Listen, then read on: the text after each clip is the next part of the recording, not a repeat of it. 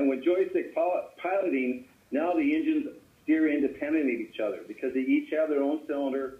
And again, they're going to maneuver either way to make that boat go which direction you want. So if you take the joystick and you move it to the port side, what that does, it takes the drives and it positions them, and one drive will be in forward, one will be in reverse, and again, that's what moves the boat towards the port direction. If you look at it going to starboard, it's just the opposite, where now the port engine's in forward and the starboard engine's in reverse. And we build a personality into the programming on each boat, right down to which pitch propeller it has on it.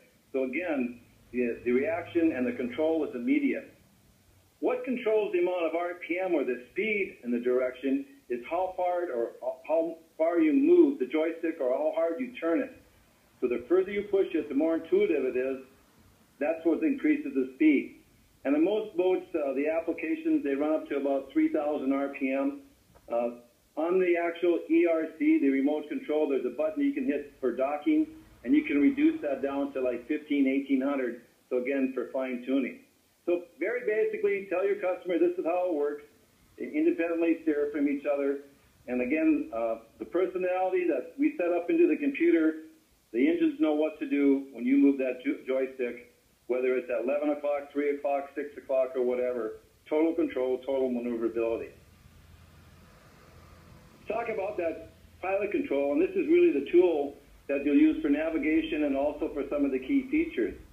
And when people come in the booth, we had a simulator there. I think the easiest way to tell the story, or when you leave the dock, is to talk about how you're going to actually use the boat. Maybe we're going out on a fishing trip. So once we break the harbor and you're going offshore, we hit the button called auto heading, and that would engage the light. Because now I'm in forward. I got both my controls in forward. Or if I'm using the single lever operation, I'm in forward. So wherever I'm turning that wheel, it's going to lock on that heading. And that's because we have a built-in digital compass that's standard on this unit that talks to the global positioning satellite.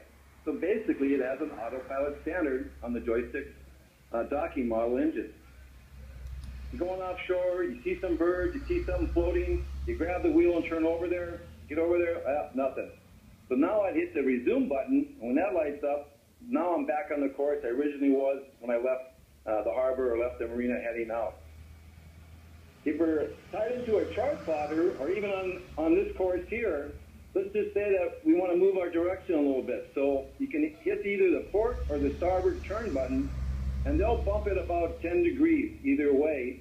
Or if you just want to move very slight changes, you just tap and bump the joystick, and every time you tap it, it'll move it in 1 degree increments. And it'll make a beeping sound also. So beep 1 degree, beep 2 degrees, beep 3 degrees. So again, it's all about convenience for that customer. And again, he doesn't have to grab the wheel and react. He can easily do it with the joystick. Tying into our navigation things with the plotter, the vessel view itself, they have their screens where we have some navigation, but again, the waypoint sequencing basically goes from point A to point B to point C. Again, you can set those waypoints, chart it, and the boat will automatically take you there. And then track waypoint is just a single course for it to follow, from point A, and that's it. We're going to that direction. The big story for the boaters now is our exclusive Skyhook electronic anchor.